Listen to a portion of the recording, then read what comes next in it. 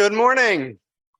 Welcome to the Unitarian Universalist Congregation of Princeton, where in our open and welcoming community, we live our message of hope, love, justice, and joy.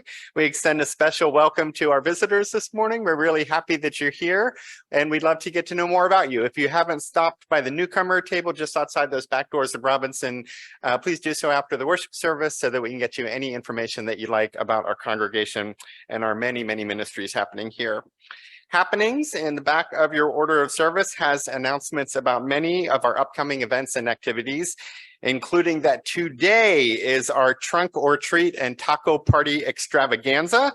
Please stay after the service to enjoy one another's company, great food, and some crazy costumes.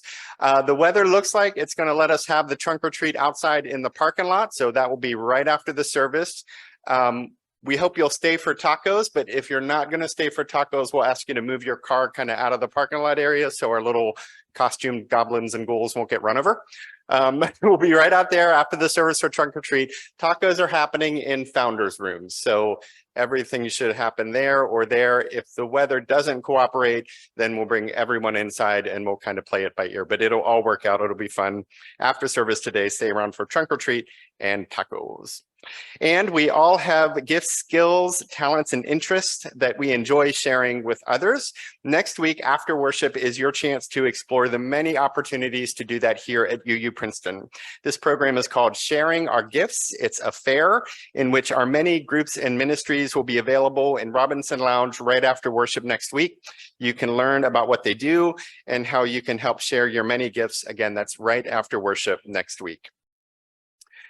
And now, centered in love and growing in hope and creating community, let us be together in joy, grateful for life, and always reaching for greater peace. Come, let us worship together.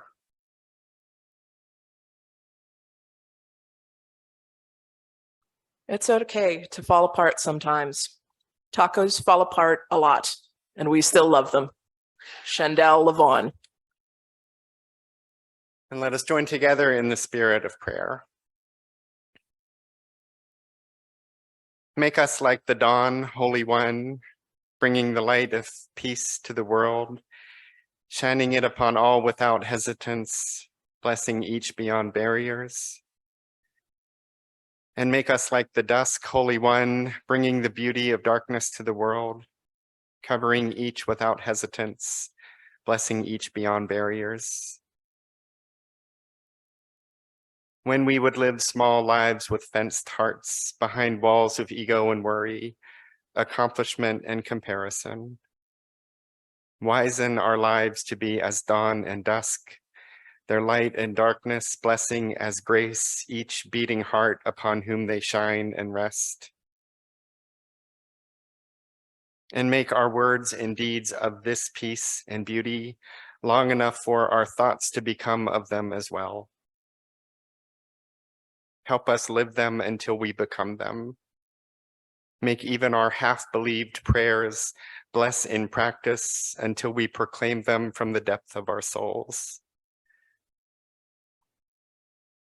For we will become all we wish as we live in that manner every day, failing sometimes, but remembering and returning, just as you do in dawn, in dusk, in love, and in one another.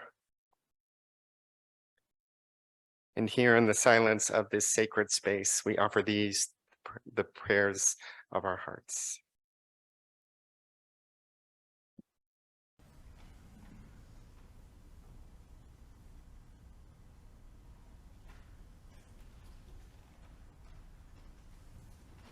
Maybe so. Morning. I moved to Princeton in August 2012. That month, just days after I arrived, actually, as I was unpacking one of my boxes, I broke a mirror. It was a small hand mirror, this one, actually. And as soon as it slipped from my fingers and I heard that hard crack on the bathroom tiles, I knew I was in trouble. Considering my generally anxious personality, a family history of obsessive compulsive disorder, and a Roman Catholic childhood, I have a lot of factors inclining me towards superstition. As an adult, I try to keep that in check most of the time, though you'll still find me knocking on wood every once in a while. When I broke that mirror in 2012, however, I panicked. I grabbed a roll of clear packing tape, and as you can see, I taped over the crack in the hope that if the mirror was still usable and therefore not fully broken, I could outsmart fate and avoid 7 years of bad luck. I can only assume that the fates did not appreciate my attempt to find a loophole, because from 2012 to 2019, I did have 7 years of bad luck, which is to say I had 7 years of grad school. I was one of only 2 students in my 30-person cohort who had come straight from college rather than getting a master's degree or working in between. I was also one of only 2 students who had gotten my undergraduate degree at a big state school rather than an Ivy League or an elite private university. Add to that the less than collegial atmosphere of my academic department, and it wasn't long before I had developed a full-blown case of imposter syndrome. It was rough, and there were moments those first few years when I felt close to my breaking point, as if when I had cracked this mirror, I had cracked something in myself as well. There were people in my life, however, who didn't see me that way. One summer, the other state school girl from my cohort invited me to a Star Trek viewing party that she was holding with some of her friends from the plasma physics department. Every week, they met up and watched an episode of Star Trek, the original series, and I, feeling lonely and a little bit self-pitying, started going too. Now, at this point, I was not very fun to be around. My smile certainly wasn't lighting up any rooms, and I had no expectation that anyone would want to befriend the unhappy, broken person that I saw myself to be. To my surprise, the Star Trek group seemed to like me. To keep me around, they even switched to Next Generation episodes when I said I had had enough of William Shatner. We ate dinner together most nights, and 4 of us eventually moved into one of the grad student apartments together. Academically, things were looking up too. Research and writing were going well, and I had an advisor who was enthusiastic about my project and encouraged me in my career goals.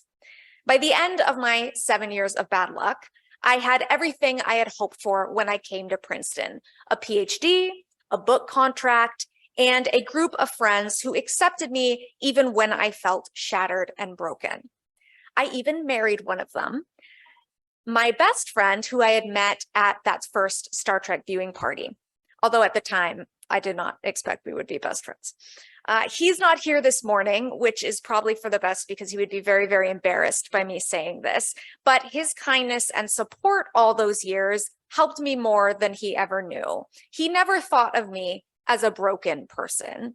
He believed in me when I didn't believe in myself, and he loved me even in the moments when I fell apart.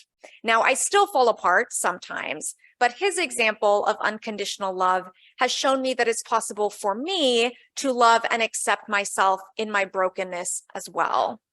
Little by little, I am learning to reflect the love back on myself, like my old broken mirror.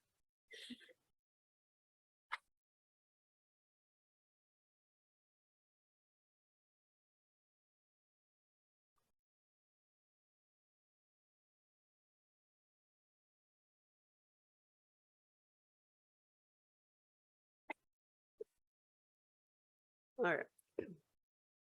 So, keeping with the theme of the day in my reflection, I had trouble editing this and getting it down to where I wanted. So I'll just have to accept what I have and hope that you'll go on the ride with me. I thought that I might want to reflect on this theme because I have specifically felt that word before, broken.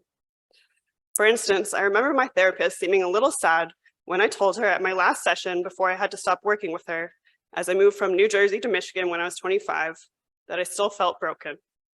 She said that she hadn't quite realized that.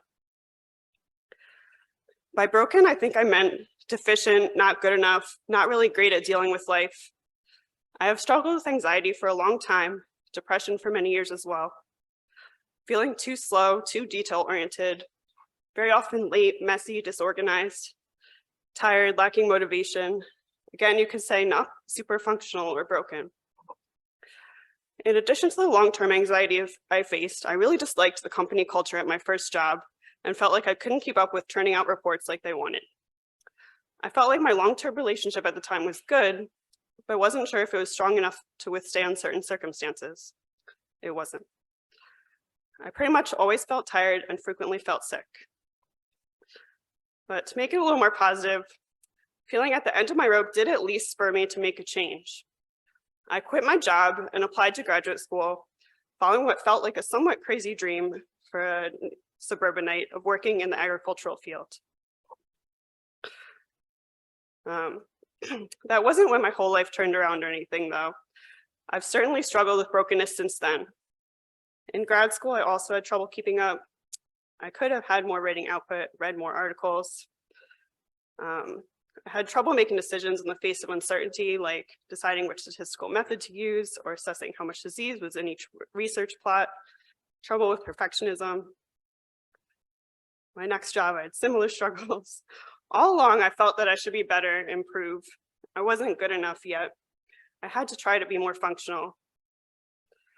Finally, though, not all at once, I have reached another pivot or breaking point.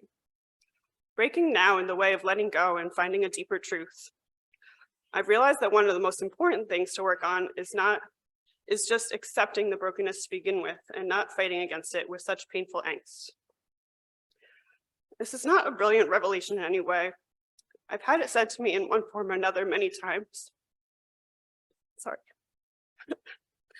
Don't be so hard on yourself.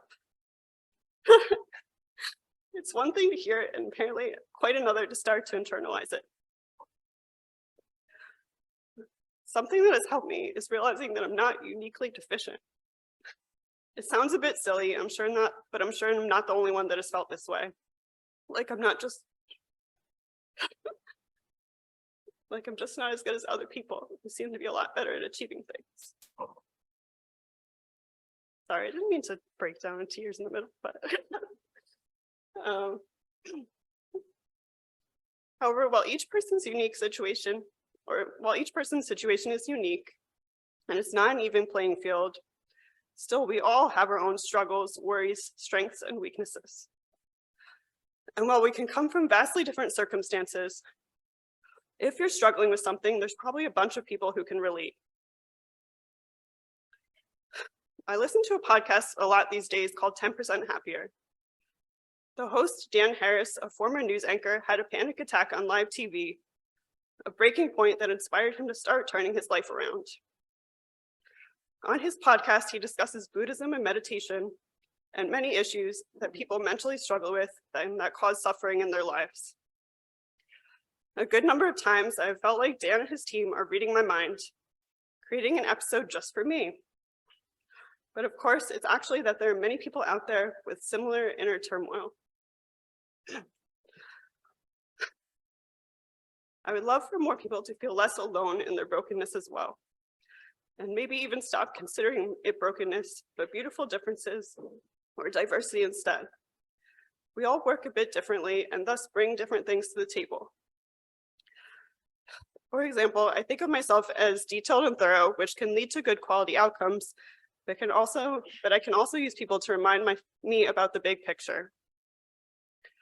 And really, we're not so different after all. Besides helping you learn about yourself and pivot when necessary, breaking points can end up building community. We find other people with similar experiences to help us through. For me, some examples are colleagues who had similar trouble keeping up and building their programs at my former extension job. The other people who had lost parents in the grief group I joined, or even the other people with hurt feet in my Hurt Foot Fitness Facebook group. I don't have a classic happy ending right now or any ending of any sort, really. I've had many successes as well as breakups with jobs, people, ideas about life. I'm starting to accept myself more, my inherent worth as a messy human. This doesn't mean that I don't want to grow. I just like to aim to have a more to have an approach with more self-compassion rather than inner tormentor. And I'm a little more excited about the journey.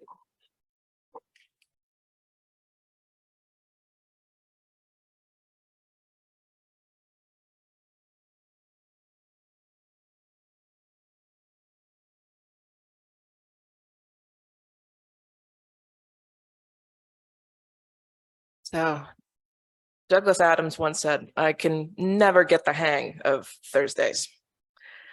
For me, for the past decade or so, it's been Tuesdays instead. I never understood why people had so much against Mondays. I like Mondays. Sometimes you get a holiday Monday. Other times, a lot of people take a long weekend. Fewer people are at work on Mondays. But especially at a library with 6 days a week, Saturday hours, and a staggered schedule, Tuesday is the first and sometimes the only day that everybody shares together.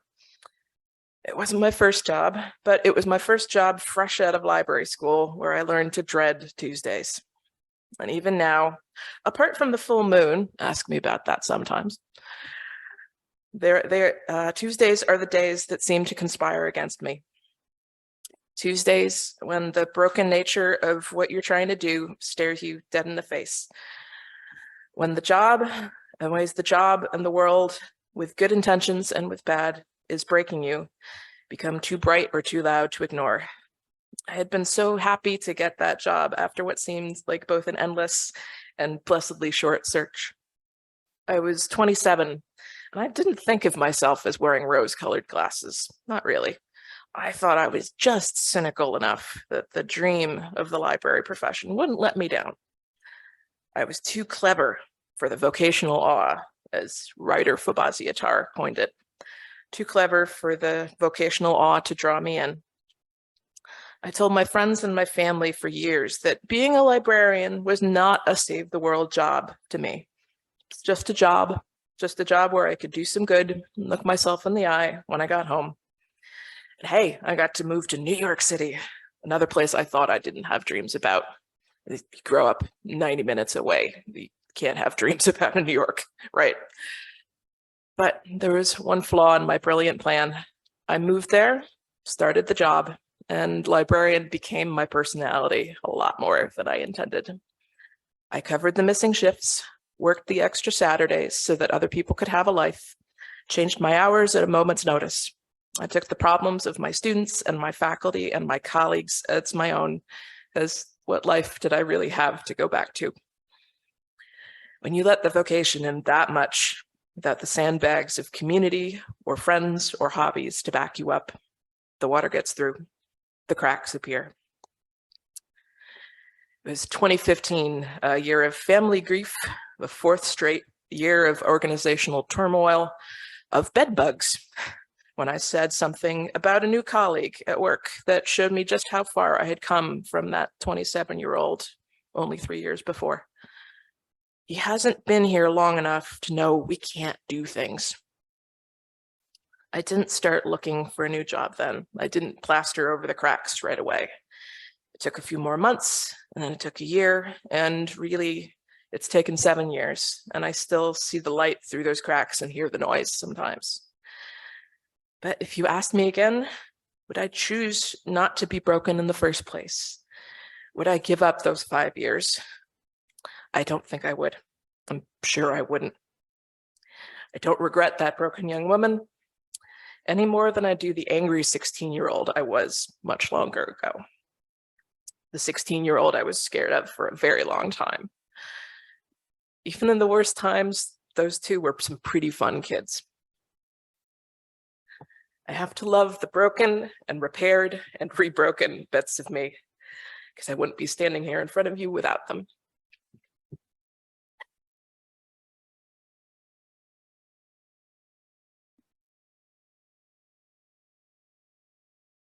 Isabella and Irene and Emma, thank you so much for sharing in this service. This idea came from our UU Princeton Young Adults, and thank you for the idea, which was great, but also for sharing in the leadership of it with such profound and relatable reflections this morning. Thank you. At the end of our hour, we extinguish our chalice knowing that its light carries us until we gather again. Go forth grateful for the moments before you, the breath within you, the people among you, and the Spirit guiding you toward lives of greater love and kindness. And go forth knowing that you are held always and always with everyone else by that great love of no beginning and never ending. Go in peace, and amen.